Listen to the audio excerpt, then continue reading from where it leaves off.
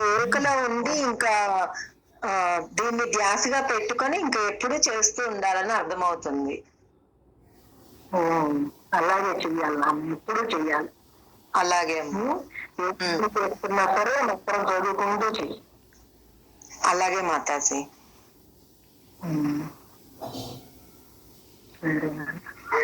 పుస్తకం చదువుతా. చదువుతా.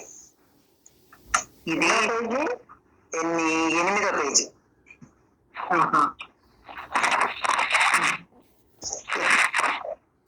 ఇది విధవ శరీరం కాదు, ఇది దేవతా శరీరం. ఈ శరీరాన్ని ఎవరు సృష్టించారు? మనోరూపంగా ఉండి సంకల్ప రూపంగా ఉండి అమ్మవారు సృష్టించింది. కొడుకున్న వాడికి కల వచ్చినట్లుగా ఈ సృష్టింపబడిన శరీరం మీద మనం తిరస్కార భావం చూపెడుతున్నాం. ఏముందండి ఈ విధవ శరీరం, దీనికి ఇంకా మందులు ఎందుకు, ఇంకా పోషణ ఎందుకండి, ఇది అనవసరం అండి అంటే అవసరమైనది ఒకటి ఉందని ఇది అనవసరం అనేటటువంటి ఒక అభిప్రాయం కలిగి ఉంది. నేనంటాను సృష్టించుకున్నది ఇదంతా శరీరానికి అవసరమైనట్లు నిజం. శరీరానికి అవసరమైనట్టు నిజం, అవసరమైన మాట నిజం. అది వాడుకోవటం చేత ఇప్పుడు కర్మ పెరగటం లేదు, చచ్చిపోయేటప్పుడు పట్టుకెళ్ళటం లేదు. అంటే సత్రంలో దిగి అన్ని సామాన్లు పెట్టుకొని వండుకొని తిని ఆ వండుకున్న కాగితాలు అక్కడ పడేసి వెళ్ళినట్టుగా ఉంది. ఈ సృష్టి అంటే ఈ సృష్టికి అంతా కూడా అమ్మవారి సృష్టి అంతా కూడా అమ్మవారి. అందుకని ఏమండి జ్ఞానం వచ్చింది కూడా ఇంక ఈ శరీరంతో పని ఉంటుంది అంటే జ్ఞానంలో భాగమే. ఇది కూడా పరమాత్మ స్వరూపమే. ఇదంతా అమ్మవారి సృష్టి కదా. ఆ అమ్మవారి సృష్టి ఇక్కడ రూపనామాలుగా ఉన్నదంతా అమ్మవారి సృష్టి. రూపనామాలు పనిచేయడానికి ఏ శక్తి ఆధారమో అది పరమాత్మ. అంటే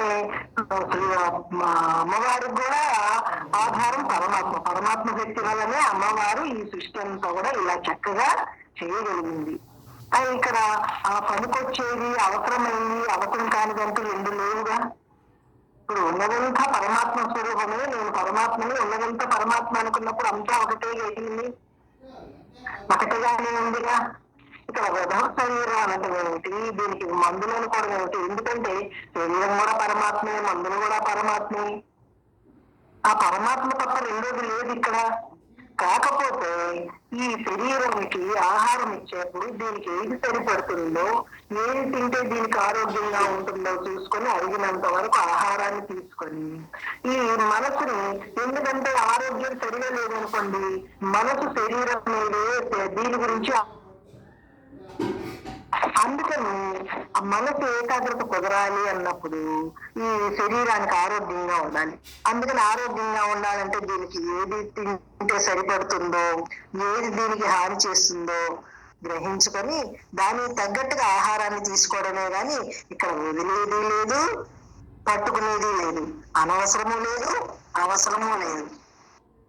ఈ శరీరం ఉన్నంత కాలం దీనికి ఏది అవసరమో ఆ ఆహారం గాని మందులు గాని ఇవన్నీ కూడా ఇస్తూ భావన మాత్రం ఏక భావనే చెయ్యాలి. పరమాత్మ తప్ప రెండోది లేదు ఇక్కడ అనేటువంటిది. కాకపోతే ఏంటంటే ఇది విధవ శరీరం అండి అని ఎందుకు అంటున్నారంటే దీంట్లో ఈ శరీరము నశించిపోతుంది కదా. ఒకప్పుడు లేదు, ఇప్పుడు వచ్చిన దాని వల్ల ఉంది, కొంతకాలం లేకుండా పోతుంది. ఈ 4 రోజులు ఉండేది నాటకంలో బొమ్మ ఆడినట్లు ఆడటమే గాని ఆ నాటకంలో ఆడినంతసేపు కూడా నమ్మకం లేదు. ఆ నమ్మకం ఎక్కడ ఉంటుంది? అసలు వాడిని అనేది దృష్టి కలిగి చేసినంత కాలం, నమ్మకంగా ఉన్నంత కాలం ఇది ఉన్నా ఉండకపోయినా వెళ్ళినా ఏ రకమైన లోటు లేదు వాడికి. వాడు వాడుగానే ఉన్నాడు. అందులో సత్రంలో దిగినప్పుడు అక్కడ ఇప్పుడంటే ఈ హోటల్స్ ఇవన్నీ వచ్చినాయి కానీ అంతకుముందు సత్రంలోకి వెళ్ళినప్పుడు ఏదైనా తీర్థయాత్రలకు వెళ్తే సత్రానికి వెళ్ళినప్పుడు వీళ్ళు సరుకులు తీసుకెళ్లేవాళ్ళు. అక్కడ గిన్నెలు అవన్నీ అద్దెకిస్తే అవన్నీ వండుకొని మళ్ళీ అక్కడ ఇచ్చేసి వెళ్ళిపోయేవాళ్ళు. అలాగే ఇక్కడ సృష్టి అంతా కూడా అమ్మవారిని. ఈ సృష్టిలో భాగంగా నువ్వు కూడా వచ్చావు, ఈ శరీరం కూడా వచ్చింది. ఈ శరీరం కూడా సృష్టిలో భాగంగా వచ్చింది. ఇప్పుడు ఈ సృష్టి కంటే అతీతం అంటే, ఈ సృష్టికి ఆధారం అంటే ఏ శక్తి నేనో ఆ శక్తి నేనే గ్రహించుకున్నావు. నిరంతరం అలా ఉండాలిగా. దీన్ని ఒక పనిముట్టిగా వాడుకోవాలి. సత్రం దిగిన తర్వాత ఆ వస్తువులు ఎలా వాడుకుంటున్నాము, ఇక్కడ ఈ శరీరాన్ని కానీ, ఇక్కడ సంబంధ వ్యవహారాలు కానీ, సంబంధ బాంధవ్యాలు కానీ, ఇవన్నీ కూడా అటువంటివే అనేటువంటి గుర్తింపులో, ఆ గుర్తులో ఉండే అసలైన గుర్తులో ఉంటే ఇవన్నీ కూడా అలాగే తెలియబడుతూ ఉంటాయి. ఒక వస్తువు లాగా. అంటే శరీరం అనేది ఒక పరికరము. పాయసం వేసేటప్పుడు గెరిటి తోడు తిప్పితే ఆ పాయసం ఎలాగైతే గెరిటికి అంటదో, ఏమాత్రం ఉండదో, అలాగే ఈ శరీరం చేస్తున్నప్పటికీ వ్యవహారము ఈ శరీరాన్ని నేను కాదు అని కొంతకాలం పెట్టుకుంటాడు. ఇంకెప్పుడు చెప్పుకోవాల్సిన పని ఉండదు వాడికి. ఇప్పుడు కూరగాయలను చూసిన వెంటనే తాజాగా ఉన్నాయో, వదిలినట్లు ఉన్నాయో, పుచ్చులు ఉన్నాయో కనిపిస్తున్న గ్రహిస్తున్నాడుగా జ్ఞానం చేత. ఆ జ్ఞానంగా ఉంటాడు వాడు. ఇంకా అక్కడ మాటలతో పని లేదు. అంటే లోపల కూడా స్పందనతో పని లేదు. లోపల మనసు కూడా మాట్లాడదు అనమాట. అంటే మనోమౌనం. అలా ఆ మనోమౌనంలో ఎప్పుడు ఉండేంత వరకు కూడా ఈ వీడు చెప్పుకుంటూనే ఉండాలి. ఇది నిజం కాదు, ఇది దీని మీద అపనమ్మకం కలిగి వీడు జీవించాల్సిందే. నమ్మకం పెంచుకున్నాడా జన్మలు పాలవుతాడు. ఏ నష్టపోతాడో వాడికి తెలిసింది. జన్మలు కలుగుతాయి, జన్మల్లో ఏ దుఃఖం ఉందో తెలుస్తుంది. నిన్న శంకరాచార్య వారిది మనకి భజగోవిందది చెప్పిన దాంట్లో ఆ జీవుడు ఎంత యాతన పడి ఎన్ని రకాలుగా యాతన పడో ఈ శరీరంలోకి ప్రవేశిస్తాడు. అంత యాతన అవసరమా వీడికి? ఎందుకని అజ్ఞానం శరీరం ఏంటి మమేకం ఉండబట్టే అంత యాతన. పుట్టిన తర్వాత వచ్చేటువంటి పరిస్థితులు ఇవి వేరు. ఇవి కంటి కనిపిస్తున్నాయి. చిన్నప్పుడు ఏది మంచో, ఏది చెడో, ఏది తినాలో, ఏది తినకూడదు ఏమీ తెలియదు. ఏది శుద్ధమో, ఏదో శుద్ధమో తెలియదు. ఏమీ తెలియని పరిస్థితులు మన కళ్ళ ముందు కనిపిస్తున్నాయి. కానీ కణంగా ఉన్నప్పుడు, సూక్ష్మాతి సూక్ష్మంగా ఉన్నప్పుడు ఆ నీటిలో వర్ష బిందువులో, ఆ వర్షంలో వచ్చి ఆ వర్ష బిందువులో నుంచి ప్రవాహంలో కొట్టుకుంటూ ఎంత వివరంగా చెప్పారు ఆయన. మీకు పెట్టాను, మనకి సద్గురు బోధన పెట్టాను, విన్నారో లేదో కానీ ఎంత యాతన పడతాడో. యాతనా శరీరం అంటారు చూడండి. అక్కడ సూక్ష్మాతి సూక్ష్మంగా ఉండి అంత యాతన పడుతుంటాడు. అంత యాతన పడి మనకు ఆకారం వచ్చినట్టు అహంకరిస్తాం. ఇంకేముంది, నాంత గొప్పవాడు లేడు, నాంత తెలియగలవాడు లేడు. నేను ఎంత చక్కగా సాధన చేస్తున్నానండి. సాధన చేసేవాడికి ఎవరి విలువ అసలకి? నువ్వు శరీరానికి సాధన ఉంది. శరీరం నేను తెలుసుకోవడానికి ఏ సాధన అక్కర్లేదు. నేను పరమాత్మని, నేను శరీరాన్ని కాదు, నేను పరమాత్మని అనేటువంటి గ్రహింపులో ఉండటానికే ఈ సాధన అంతా కూడా. మీరు చేయవలసిన ప్రయత్నం అంతా కూడా దానికి చెయ్యాలి. దానికి ప్రయత్నం చేస్తున్నావా, ఎంతవరకు ప్రయత్నం చేయగలుగుతున్నామో నీ బాన్ని వాడు చూసుకుంటూ సమయాన్ని వృధా చేసుకోకుండా, కాలాన్ని దేనికంటే తిరిగిన ఒక గడియ కూడా మళ్ళీ తిరిగి రాదు. మనకి జరిగిపోయినటువంటి ప్రతి గడియ మళ్ళీ తిరిగి రాదు. ఏమండి ఒక్క నిమిషం ఆగండి, ఇక్కడ ఏదో సర్దుకొని వస్తాను అని ప్రాణం పోయే టైం అంటే ఎవరు ఏమి ఆగడయ్యా. ఈ టైం అయిపోయింది, నువ్వు ఎన్ని సర్దుకున్నా ఎన్ని చేసుకున్నా ఈ లోపే, ఆ టైం అయిపోయే లోపే. టైం అయిన తర్వాత ఇంకా ఇక్కడ ఏది ఎవరు రక్షించరు, ఎవరు ఆపలేరు. అది అనివార్యం అనమాట. అది ప్రకృతి యొక్క ధర్మం. అందుకని ఇక్కడ ఈ శరీరాన్ని ఒక పత్రంలో దిగినటువంటి యాత్రికుల్లాగా ఈ జగత్ అనేటువంటి దీంట్లోకి దిగాడనమాట. శరీరకంగా వచ్చాడు. వచ్చినప్పుడు అపనమ్మకంగా ఉండి ఇక్కడ అన్ని కూడా ఏది నాది అనేటువంటిది, నేను నాది అనేటిది లేకుండా ఇక్కడ జరిగిపోతుందా లేదా? ఏదైనా నేను నాది అనుకున్నానా మళ్ళీ జన్మే అని వాడికి వాడు లోపల చెప్పుకుంటూ ఈ శరీరం మీద పట్టు లేకుండా, శరీరం అంటే నమ్మకం లేకుండా బ్రహ్మ అంటే నమ్మకం పెంచుకుంటూ ఉండాలి. చదివానా? ఆ వండుకున్న కాగితాలు అక్కడ పడేసి వెళ్ళినట్లుగా ఉంది. అది అంతా సంపాదించుకొని సృష్టి అంతా వాడుకొని ఎలా వాడుకోవాలో తెలుసుకొని అది ఉపయోగించుకొని తినేసి వెళ్ళిపోతున్నాడు. అంటే అర్హతని బట్టి వేసి వెళ్తున్నాడు శరీరం గలవాడు. బుద్ధి గలవాడు ఏం చేస్తున్నాడు? శరీరాల మీద ఉన్న మంచి చెడు పట్టుకెళ్తున్నాడు వాడు. ఆ మంచి చెడు కొడుకు కూతురు అంటే లేని వాటి మీద కూడా ఆపాదించుకున్నట్టు ఉన్నటువంటిది.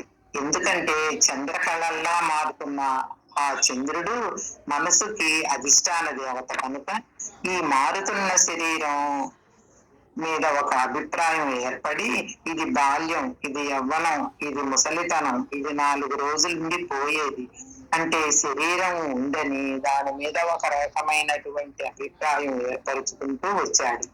మహాత్ములని తనే నిర్ణయించుకున్నాడు, బుద్ధని తనే నిర్ణయించుకున్నాడు. ఇవన్నీ కూడా ఈ సత్రంలోకి దిగిన తర్వాత ఆ సత్రంలో దిగిన మనతో పాటు దిగిన వాళ్ళు ఉంటారు కదా, వాళ్ళని మంచి చెడు అనేది ఎలా మాట్లాడుకుంటున్నామో ఇక్కడ కూడా నేను నాది నా కొడుకు కోడలు కూతురు అల్లుడు వీళ్ళు బంధువులు వీళ్ళు చుట్టాలు ఇవన్నీ కూడా శరీరమేమో వచ్చే వాటిని అర్హతను బట్టి ఏది ఎవరికి అర్హత ఉంటే దాన్ని బట్టి తినేసి వెళ్ళిపోతుంది. కానీ మానసికమైన సూక్ష్మ శరీరం ఉంది, అది బుద్ధిలో మంచని చెడని పుణ్యాత్ముడని ధర్మాత్ముడని వీడి పని వీడు ఇంతేనండి ఎప్పుడు ఇలాగే ఆలోచిస్తారని ఏదో ఒక రకమైన అభిప్రాయం పెట్టుకోవడం అనేది ఆ సూక్ష్మ శరీరానికి అలవాటు. అదే ఆ చెత్త లోపల వేసుకోవడం అంటే అదనమాట ఆ మానసికంగా జరిగేటువంటి సంసారం. అది ఇప్పుడు సంసారాన్ని వీడు నైరాగ్యం అంటే సంసారం లోపలికి రాకుండా ఉండాలంటే వీడు సంసారంలోనే ఉండాలి, సంసారం లోపల లేకుండా ఉండాలి అంటే ఏమిటండి సంసారంలో వీడు ఉండడం ఏంటంటే పడవెప్పుడు నీళ్ళల్లోనే ఉండాలి. నీళ్ళు కనుక పడవలోకి వచ్చినట్లే పడవ మునిగిపోతుంది అనేది మనకు తెలుసు కదా. అలాగే ఈ సంసారంలో ఈ బాంధవ్యం గురించి చుట్టరికాల గురించి మంచిని చెడని ఇవన్నీ వీరు లోపల వేసేసుకున్నారనుకో అంటే సంసారం లోపల దిగినట్టు. ఆ నీటిలో ఆ నీరు కనుక పడవలో దిగిపోయింది, ఆ పడవలా మునిగిపోద్దో ఈ రకమైన అభిప్రాయ దృష్టి ఉన్నట్లయితే మళ్ళీ వీడు జన్మల పాలవుతాడు. జన్మలు పాడవడానికి కావలసినటువంటి సరుకంతా కూడా వీడు తయారు చేసుకున్నాడు ఈ నమ్మక రూపంలో. మహాత్ముడని పుణ్యాత్ముడని వీడు చాలా గొప్పవాడని వీడు దుర్మార్గుడని. ఎందుకని శరీరంలో ఏంటి అభిప్రాయంలో ఉన్నప్పుడు వాళ్ళు కూడా శరీరం అంటే నమ్మకంలో ఉన్నారు కదా, అందుకని ఆ రకమైన నమ్మకాన్ని ఏర్పరచుకుంటున్నాడు, ఆ రకమైన అభిప్రాయాన్ని లోపల వేసేసుకున్నాడు. ఎప్పుడైతే గురువు దగ్గరికి వెళ్ళి గురువు చెప్పినట్టు ఈ మార్గంలో ప్రయాణం చేస్తున్నాము అప్పుడు నేను శరీరాన్ని కాదని గురువు చెప్పారు, నేను శరీరాన్ని కాదు నేను పరమాత్మని. ఇక్కడ ఉన్న రూపనామాలన్నిటికీ కూడా ఆధారం అదే శక్తి. అంటే అన్ని అంతటా ఉన్నది అదే శక్తి, అన్ని రూపనామాల్లో ఉన్నది అదే శక్తి, రూపనామాలకు అతీతంగా ఉన్నది అదే శక్తి. ముందర రూపనామాల్లో ఉన్న శక్తిని గ్రహిద్దాం, ముందర మన శరీరంలో ఉన్నటువంటి శక్తిని మనం అనుభవపూర్వకంగా తెలుసుకోవాలి. అదే సమాధి స్థితి. ఆ సమాస్థితి నుంచి నిరంతరం ఉంటుంటే అప్పుడు అందరిలో ఉన్నటువంటి చైతన్యం కూడా వీరికి ఆ శక్తి గ్రహించుకు వస్తుంది, అనుభవానికి వస్తుంది. శరీరంలోనే కాదు రూపనామాల్లోనే కాదు రూపనామాలకి మధ్య కూడా ఉన్నది అదే అనేది కూడా వీరికి తెలియబడుతుంది. కాకపోతే ఏంటంటే వీడు దేహ దృష్టి లేకుండా చూసుకోవాలి. ఎందుకంటే దేహం వస్తుంది పోతుంది వస్తుంది పోతుంది, ఇది క్షణభంగురమైనటువంటిది. ఈ జగత్తులో ప్రతి రూపనామాలు అలాగే ఉన్నాయి. ఈ అభిప్రాయ రూపంలో వేసుకున్నదే జన్మలకి ఒక జన్మ నుంచి ఇంకో జన్మకి తీసుకువెళ్తుంది. ఒక రైలు పెట్టి కనుక ఒక పెట్టెకి ఎలా నింపుండి ఆ పెట్టె వెళ్తుంటే దాని వెనకాలే పడి ఎలా వెళ్తుందో అలాగే ఈ శరీరంలో